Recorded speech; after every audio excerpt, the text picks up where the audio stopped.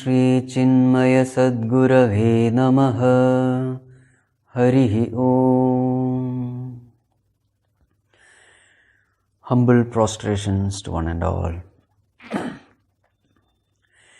Now we enter into the 4th chapter of Bhagavad Gītā, and the name of this chapter is Jnana Karma Sannyasa Yoga. The very essence of this chapter is mentioned in the 18th verse, which says, Karmanya karmayah pashyet akarmani cha karmayah sabuddhiman manushyeshu sayuktah kritsna karma krita. Which means, the one who sees inaction in action and action in inaction, such a person is the wisest among men. Such a person is the perfect performer of all actions. This verse is considered to be one of the most complicated, one of the most confusing verses in Bhagavad Gītā. But when we understand the fundamentals of Vedanta, this verse should not be difficult. So let us first see the fundamentals of Vedanta, and for that, let us first define what is known as identification theory. What does this theory say?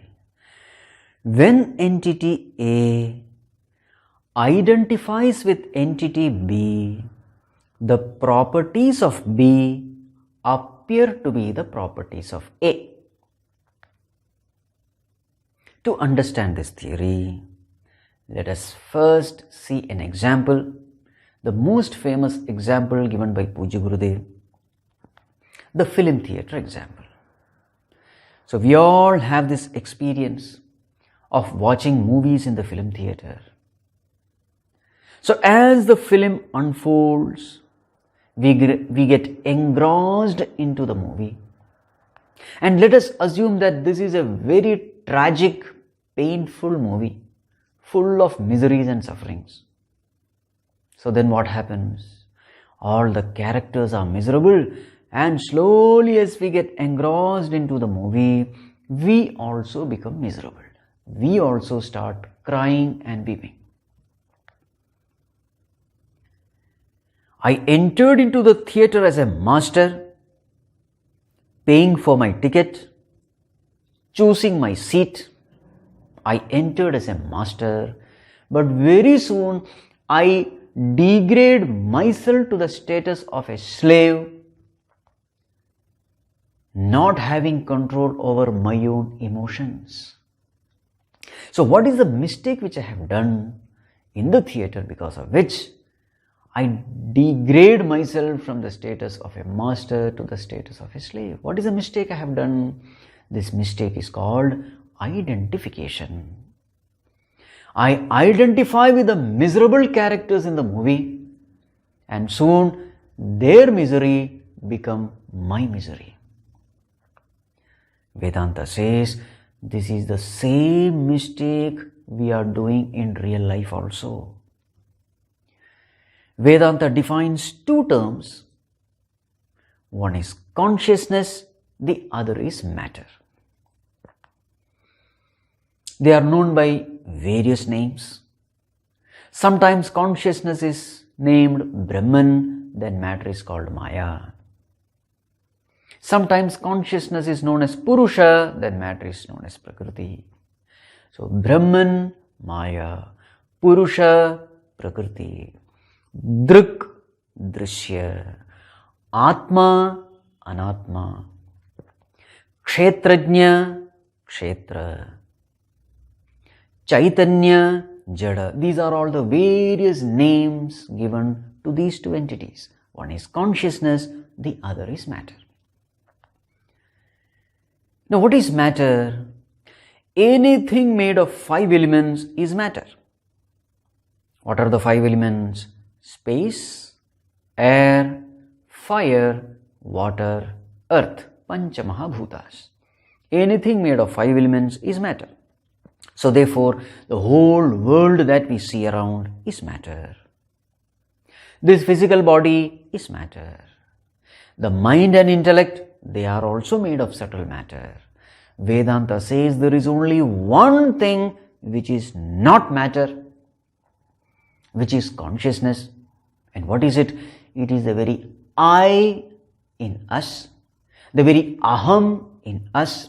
It is the very witness in us, the very observer in us, the very awareness in us. And what is the nature of this consciousness? Vedanta says it is Sat Chit Anand, existence, consciousness, bliss. It is of the nature of infinity. It is the only reality. It is of the nature of immortality. It is bliss absolute. It is perfection incarnate. Vedanta says, oh dear man, that you are Tattvamasi. This infinite reality is your nature. Therefore, Uttishtata Jagrata, arise, awake to this great truth. Naturally, a question may come, if I am infinite, immortal, blissful, etc., why is it that I am not experiencing this truth in me? Then Vedanta says, you are experiencing imperfection today, not because you are imperfect. You are experiencing imperfection because your identification is with the imperfect body, mind, intellect, BMI. Body is imperfect because it has a birth, it has death, it has disease, it has decay, it has old age, it has limitation. BMI is imperfect. When I identify myself with the imperfect BMI, what will be my experience? My experience will not be the perfection of consciousness which I am. My experience will be the imperfection of BMI with which I identify myself. So where is the problem? The problem is with identification. So therefore, what should be the solution? The solution should be disidentification. So Vedanta says, disidentify from what you are not, identify with what you are. Disidentify from imperfect BMI and identify yourself with perfect consciousness. Exactly like in the film theater, if I have to put an end to all the miseries, what should I do? Stop identifying with the real world. Start identifying with the real world. Stop paying attention to the movie. Pay attention to the real world around you. Look around, you will find that everybody is crying and weeping just like you. Take out your mobile phone, send some messages here and there, play some video games, and you will find suddenly within few minutes all your sorrows vanish. The problem is created by identification, so the solution is disidentification. Puja Gurudev, in one line, he used to define the whole Vedanta. He used to say the whole Vedanta is detach, attach. Detach from what you are not, attach to what you are. This is the whole of Vedanta. Now, an interesting thing. In the film theater, who is the one who is crying? The one who is watching the movie, he need not cry because the problems are not his. The film character cannot cry because there is no such character. It is an illusory entity, an unreal entity born of the play of light and sound. So the movie watcher need not cry. The movie character cannot cry. Then who is the one who is crying? The movie watcher identified with the movie character, a third entity is born. The real movie watcher identified with the unreal movie character. With this combination of real and unreal, a third entity is born. This third entity is the one who is crying. Now we all know that real can never combine with unreal. If at all there is an appearance of a combination, it has to be illusory. So we come to know this third entity is an illusory entity, and he is the one who is crying and weeping. In the same way, in the real world, consciousness is Ananda Swarupa, it need not cry. Matter is Jada, inert, it cannot cry. Then who is the one who is crying? Consciousness identified with the BMI. A third entity is born. And what is the name of this third entity? This third entity is called sometimes Jivatma, or ego, or individual self, or whatever the name you may give, Ahankara, etc. So real consciousness identified with the unreal BMI, a third entity is born. The name of the third entity is Jivatma. So all sufferings and miseries belong to whom? This illusory entity born out of the combination of real and unreal. This illusory entity called ego, it is the ego which goes through all miseries and sorrows. Please keep this in mind. The moment consciousness identifies with the BMI, Jivatma is born. And the moment Jivatma is born, Karta, doer is born. Bhokta, enjoyer is born. Karma, actions are born. Karma phala, fruits of actions are born. And finally, what is the end result? End result is samsara, transmigration, which is punarapi jananam, punarapi maranam, repeated birth, death cycle. This is the end result. The moment identification happens, karta, bhokta, karma, karmaphala, samsara, everything gets added to it. It is like buy one, get 10 free. So therefore, what is the solution? The solution is disidentification. Put in another words, the solution is remove all wrong notions about yourself and know thyself. So what is Vedanta? Know thyself is Vedanta. Know yourself as perfect consciousness. Now, having understood this fundamental of Vedanta, now let us come to this verse.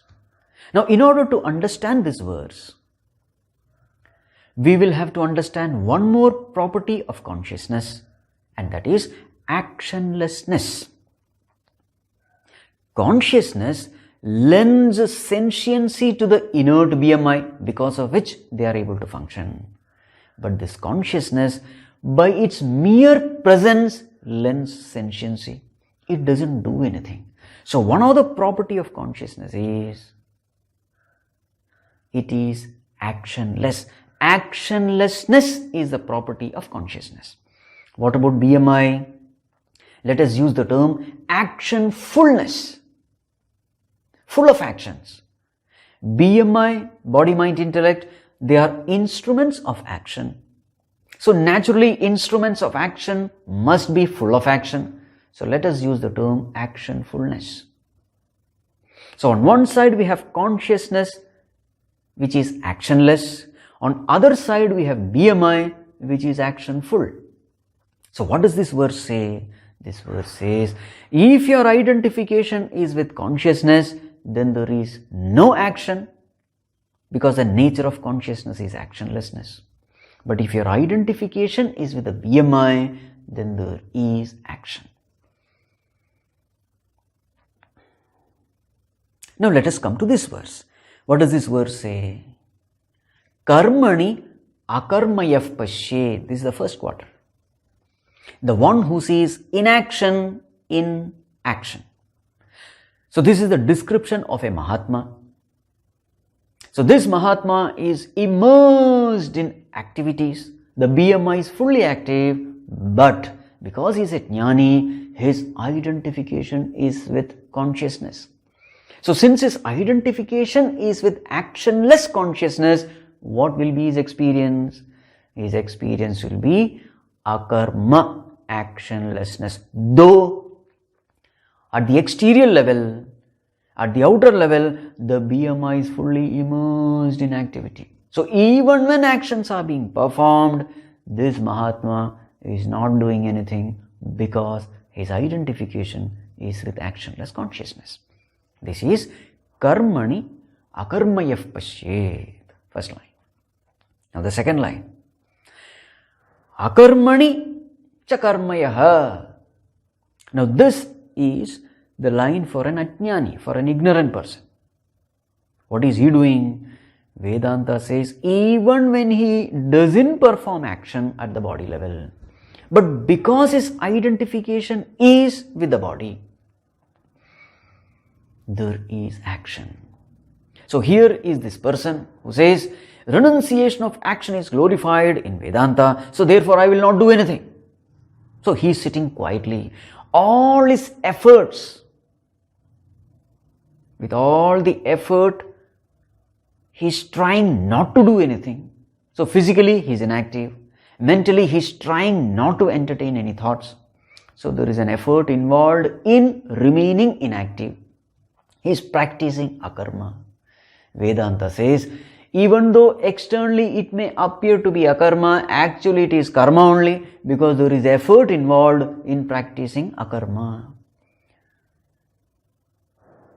In short, if your identification is with the BMI, there is karma, irrespective of whether body is active or inactive. If your identification is with consciousness, there is no karma, whether your body is active or inactive. So the question is not whether BMI is active or inactive, the question is where is your identification. As far as a jnani is concerned, even when he is immersed in activities, there is no action because his identification is with actionless consciousness. On the other hand, as far as an ajnani is concerned, ignorant person is concerned, there is action even when physically he is not doing anything. This is what the verse says. So therefore, how to renounce action, how to practice karma sannyasa. So the name of the chapter is Jnana Karma Sannyasa Yoga. How to practice karma sannyasa? So this verse says, renunciation of action, karma sannyasa, is not by giving up action. Renunciation of action is not by giving up action, it is by giving up the identification with the instruments of action. Renunciation of action is by giving up the identification with the instruments of action. It is by giving up the wrong notion that I am the instruments of action. How to give up this identification? How to give up this wrong notion? Jnanena.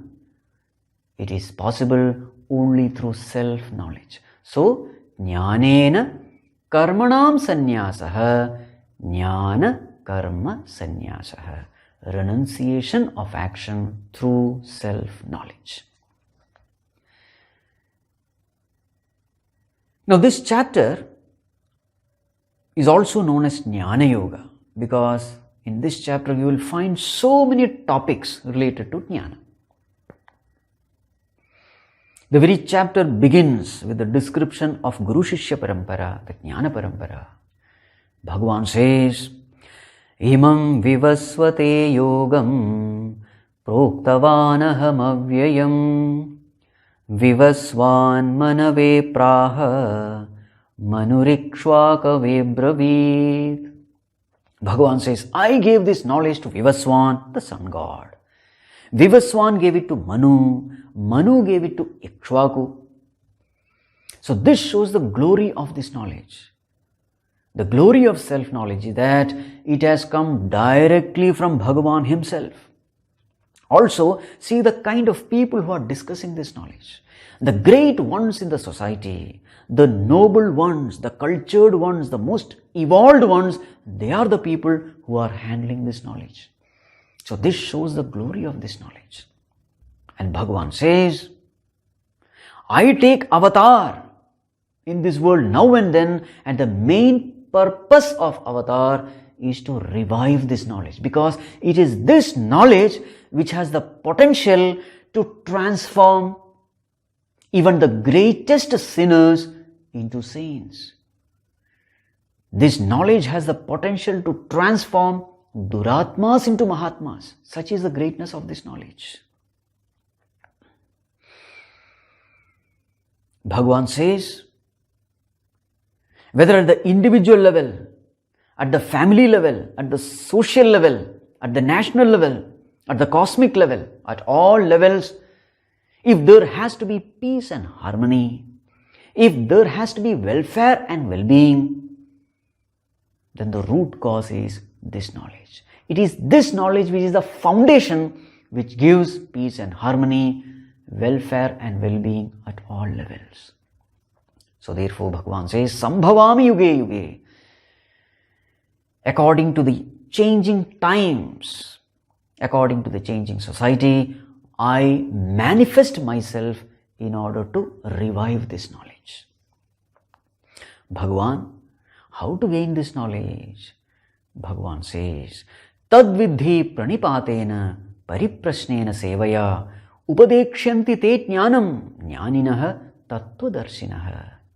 Bhagavan says, in order to gain this knowledge, approach the great masters, serve them, fall at their feet, serve them with all humility, with all surrender, with all love, respect and reverence. And this win their love and affection. And these masters will in turn bless you. These compassionate ones will in turn bless you with this great knowledge. And what are the qualifications of the teacher in order to impart this knowledge successfully to the sincere seekers? Bhagavan says, Jnaninaha tattvadarshinaha. These masters who are tattvadarshis, who are themselves well established in this reality, in their direct experience. And also they are jnanis. They have the scriptural knowledge. So therefore they know how to communicate this subtle knowledge to the seekers. So they have the direct experience also, and they also have the ability to communicate this knowledge. Both are necessary. Bhagavan, what is the qualification to gain this knowledge? So Bhagavan says, Shraddhavan labhate jnanam tatparas sanyatendriyaha. Those people who have their mind and the senses disciplined. Sanyatendriyaha. Those people who keep this knowledge as the highest goal of life. Tatparaha.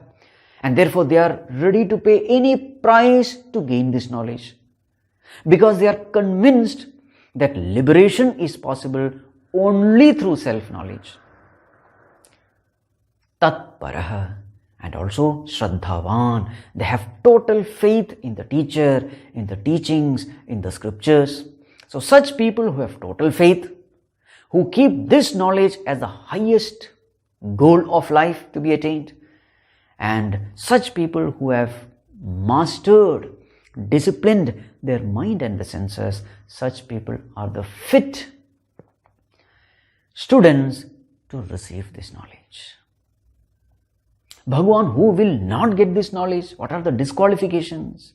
So Bhagavan says, Ajñascha ashraddadhanascha samshayatma vinashyati. Those people who don't have any faith in this knowledge. Those who doubt the teacher and the teachings. Those who have no interest in this knowledge. Arjuna, they are not going to get this knowledge. And then Bhagavan goes on to describe various sadhanas mentioned in the Vedas. And finally Bhagavan says, Sarvam karmakilam partha jnane parisamapyate. Arjuna, all sadhanas are meant in order to make a person fit for jnana sadhana. Ignorance of the self is the problem. So the solution has to be knowledge of the self. But in order to gain the knowledge of the self, the mind has to be prepared. The mind has to be purified, concentrated. Chitta Shuddhi should be there. Chitta Ekagrata should be there. All the other sadhanas are meant for Chitta Shuddhi and Chitta Ekagrata, so that the mind becomes fit to receive the self-knowledge. Bhagavan, what are the benefits of this knowledge? So Bhagavan says, Api chedasi papebhyah sarvebhyah papakrittamah sarvam jnana plavenaiva vrajinam samtarishyasi. Arjuna, even if you are a rank sinner, even if you have committed an ocean of sins, the glory of this knowledge is you can easily cross over this ocean of sins by the raft, by the boat of knowledge. Yathedhamsi samidhognihi bhasmasat kurute Arjuna jnanagnis sarva karmani bhasmasat kurute tatha. Arjuna, just like a well-lit fire, a blazing fire, reduces a heap of fuel into ashes in no time. In the same way, this fire of knowledge reduces all your karmas done from the beginningless past into ashes. Because what does this knowledge do? It puts an end to Jiva Bhava. And all the karmas, whether Sanchita, Agami, Prarabdha, all these karmas are hanging on to this Jivatma. This knowledge puts an end to Jivatma. And once Jivatma is gone, all karmas are also gone. To make this clear, Pujya Gurudev used to give a beautiful example.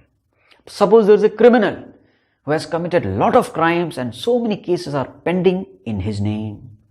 But suppose in an encounter with police, he is shot down, he is killed. Then what happens to all these pending cases? All these cases have to be discarded. Because the person who is associated with all these cases, he is no more.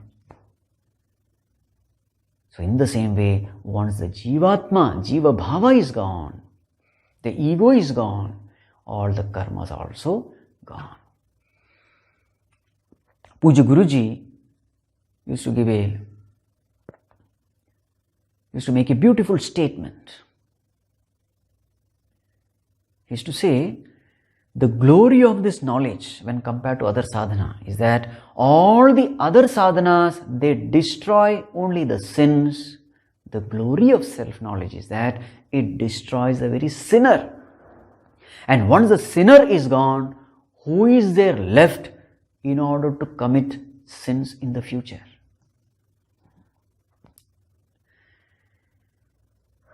This chapter then goes on to describe the characteristics of a Mahatma. A person who has gained this knowledge. Such a person becomes free from ragadvesha, kamakrodha, ahankara, mamakara. He may be very much involved in social service activities, but all these karmas don't taint him.